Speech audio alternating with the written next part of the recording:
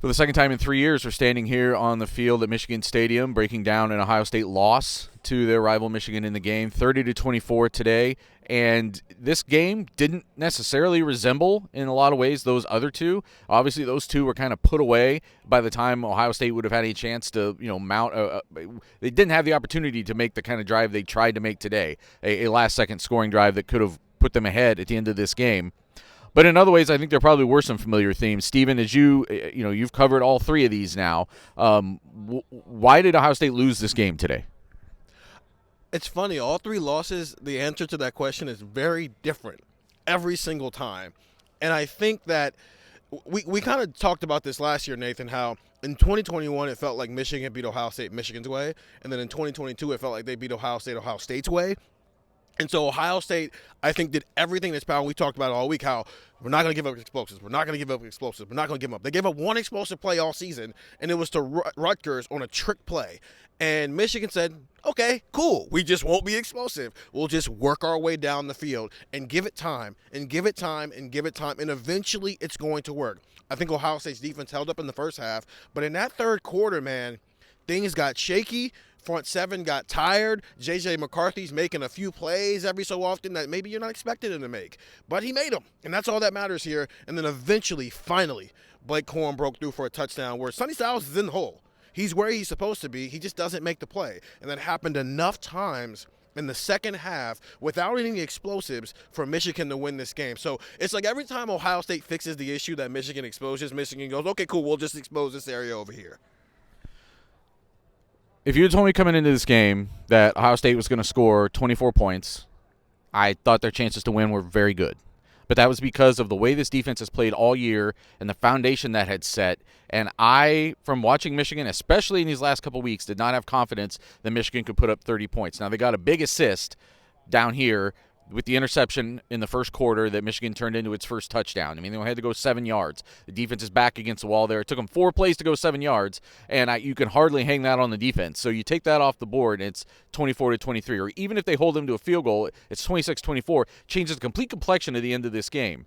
So that turnover looms huge, but at the same time, if I also thought that if this game got into a shootout, this was a game that Ohio State was going to have to try to go toe for toe and trade touchdowns to win. They weren't going to be able to do that either. I just didn't have confidence that they would be able to. We haven't seen them do it. We haven't seen them get into the red zone and execute cleanly enough, consistently enough to do that. And this was just the one game where Ohio State couldn't afford some of the defensive lapses that it had today. I mean, give Michigan credit too. We're talking about this from the perspective of how did Ohio State lose this game. Well, Michigan won it by being the first team that could really chunk out yards against Ohio State on a consistent basis. Andrew, your take on why Ohio State lost the game? The mistakes and or missed opportunities that we had kind of forewarned about for 11 weeks, 10 weeks. I mean, you miss a 52-yard field goal. Don't you think those 3 points would have been key when Ohio State's right around midfield and they don't have to try and force the end zone? I understand playing for field goals is how you lose games, but you don't have to go 50 yards. All you got to do is get maybe 20, and you can get into field goal range. Like, I don't want to butterfly effect this thing, but that missed field goal hurts. We talked about the McCord interception. I mean, it was just Ohio State made the mistakes that they couldn't make, and they missed a few opportunities that they couldn't miss. And Michigan made the most of their opportunities. It was very simple. It was the Notre Dame game, I thought, kind of pretty similarly, because when we talked about that game, what happened? Oh, JT Tuimoloau made a couple great plays. Emeka Egbuka made a couple great plays, and Notre Dame didn't. Notre Dame didn't have 11 on the field. This, that. Same thing. Ohio State did not make the plays that they had to make. Michigan did. Think about the play where McCarthy rolls out and he finds the guy on the sideline barely in bounds. You think about the touchdown that some Ohio State fans might not think was a touchdown that was in that end zone as we're staring at it right now. You think about the little plays that add up, and we talked about that all week. The little plays add up, and when one team's not making them or not making as many of them, and one team is finding the way to get those plays, that's how you lose a game. And Ohio State, it wasn't like the last couple of years where, oh, God, Ohio State lose by multiple scores. They lost by 6 points, and they had the ball at the end of the game with a chance to win. It wasn't like they got the doors blown off, and that's kind of what stings the most for Ohio State fans, because you had a chance. You had a chance to win this game, and you can directly point to, man, if this play goes different, or if this play goes different. It was all the moments, and Ohio State didn't win the moments that it had to, and Michigan did. Well, I think more to the point, I'm trying to think back now. Like, what stands out as a Michigan mistake? Yeah.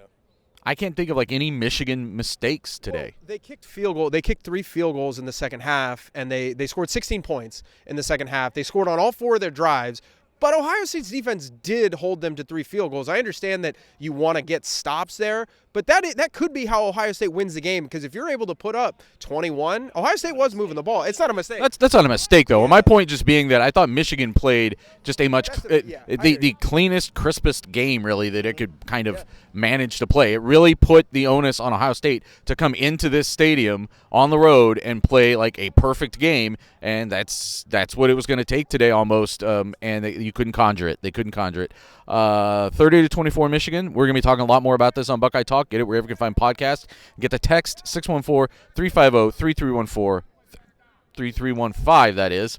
A lot more news, analysis, everything else is going to be coming out about Ohio State here in the next few weeks from cleveland.com.